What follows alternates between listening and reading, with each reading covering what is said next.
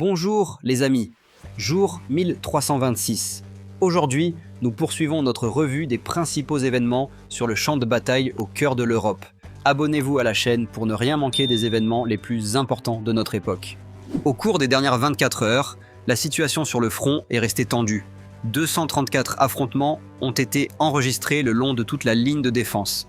Les secteurs les plus chauds demeurent ceux de Pokrovsk et Oleksandrivsk, où les forces russes continuent d'attaquer activement les positions ukrainiennes. Rien que dans le secteur de Pokrovsk, 51 tentatives d'assaut ont été recensées. Les défenseurs ukrainiens repoussent avec succès les attaques, infligeant à l'ennemi des pertes importantes en personnel et en matériel. Au cours des dernières 24 heures seulement, 1060 militaires russes ont été neutralisés, ainsi que 219 drones et 21 systèmes d'artillerie détruits. De plus, des combats intenses se poursuivent sur le secteur d'Orikhiv, où les forces de défense ukrainiennes continuent de tenir leur position et de repousser de multiples attaques ennemies. Malgré la pression constante, les troupes ukrainiennes maintiennent fermement la défense, empêchant les tentatives de l'ennemi de progresser sur le territoire.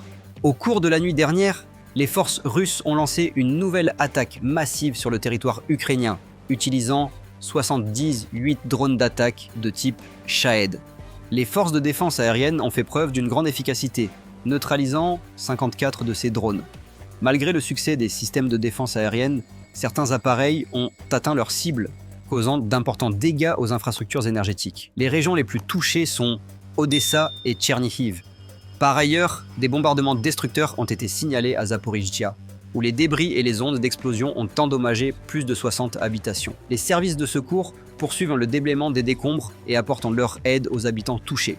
Les autorités ukrainiennes exhortent les citoyens à ne pas ignorer les signaux d'alerte aérienne et à rester dans les abris pendant les attaques, car les forces russes continuent d'utiliser massivement des drones suicides pour frapper les infrastructures critiques et les sites civils. Revenons maintenant à la ligne de front. La situation sur le secteur de Kupiansk reste tendue et dynamique. Les forces russes continuent d'agir activement, cherchant à percer la défense ukrainienne et à renverser la situation à leur avantage. Au cours des derniers jours, l'ennemi a mené des actions d'assaut intensives, utilisant l'artillerie, les mortiers et des drones d'attaque. Les principaux affrontements ont lieu dans les zones des localités d'Ivanivka et Sinkivka, où l'ennemi a à plusieurs reprises tenté de percer la ligne de défense des forces armées ukrainiennes. Cependant, toutes ces tentatives se sont révélées infructueuses. Les militaires ukrainiens tiennent courageusement leur position, détruisant le personnel et le matériel de l'ennemi. Les unités russes tentent de faire venir des renforts, mais le renseignement ukrainien surveille en permanence leurs mouvements et inflige des frappes préventives, compliquant toute tentative de regroupement de l'ennemi.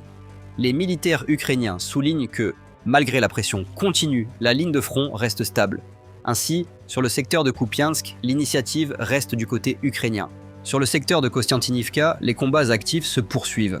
L'armée russe a réussi à réaliser une avancée limitée, tentant d'améliorer sa position tactique et d'encercler les unités ukrainiennes. Les défenseurs ukrainiens continuent d'opposer une résistance acharnée, infligeant à l'ennemi des pertes en personnel et en matériel. Les tirs d'artillerie et les duels d'artillerie restent intenses et la situation en première ligne demeure tendue et dynamique. Les localités environnantes restent sous la menace des bombardements, mais les forces ukrainiennes maintiennent la défense pour freiner toute progression supplémentaire de l'ennemi. Les forces de défense signalent la mise en place de contre-mesures et la préparation de réserves afin de stabiliser le front. La situation sur le secteur de Kostiantynivka reste critique, et l'évolution future dépendra de l'efficacité de la défense des forces armées ukrainiennes et des capacités offensives des troupes russes.